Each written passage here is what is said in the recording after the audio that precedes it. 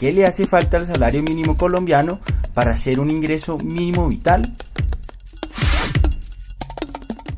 Para que el salario mínimo de Colombia llegue a cumplir los requisitos del mínimo vital, se necesitaría que por lo menos se duplicara.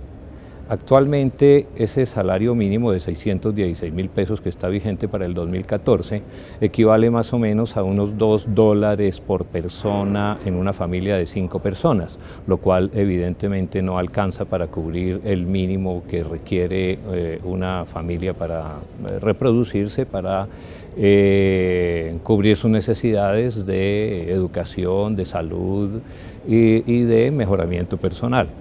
Ese salario mínimo da más o menos un promedio de $1.20 la hora, que está también muy por debajo de países desarrollados e incluso de países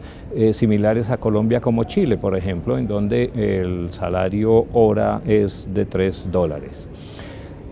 Con las anteriores consideraciones habría que contemplar la posibilidad incluso de doblar ese salario mínimo para que alcance a cubrir las necesidades mínimo vitales de una familia en las condiciones que he expuesto. Ahora bien, el argumento de los empresarios de que el alza de los salarios implica un incremento en sus costos, pues en parte puede ser cierto, pero lo que no se tiene en cuenta es que el incremento de la capacidad adquisitiva de los trabajadores, desde una visión de distribución del ingreso y de demanda efectiva de tipo keynesiano, facilita las posibilidades de que la economía tenga niveles mayores de crecimiento.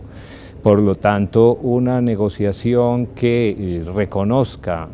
tanto la productividad del factor trabajo como las necesidades para reproducir la fuerza laboral debería siquiera considerar el doble del nivel que actualmente cubre el salario.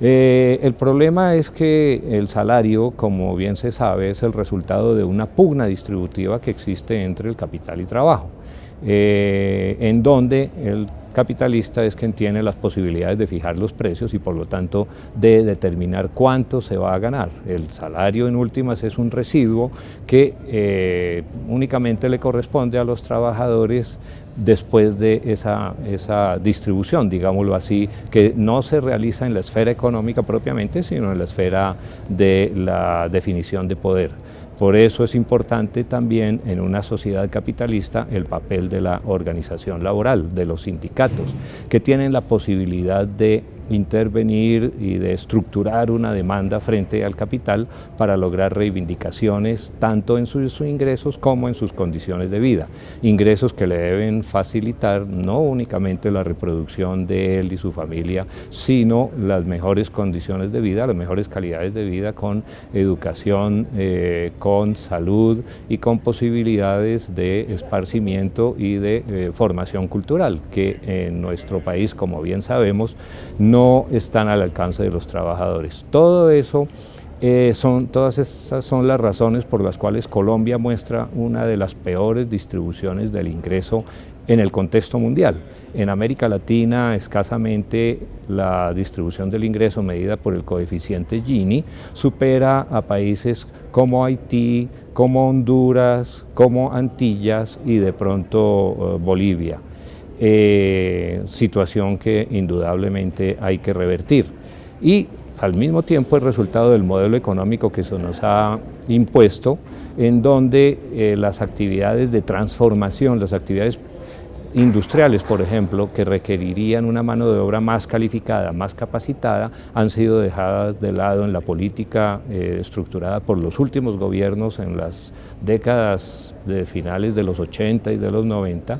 y el modelo económico se ha volcado más hacia la explotación de actividades extractivas, la minería, que no generan empleo y que no requieren tampoco una mano de obra muy calificada, salvo para aquellas posiciones de ingenieros y de directores de procesos que, como sabemos, son bien limitadas. En últimas, todo este panorama, tanto de estructura económica, el modelo económico, las políticas económicas, como de estructura social, la desigualdad y la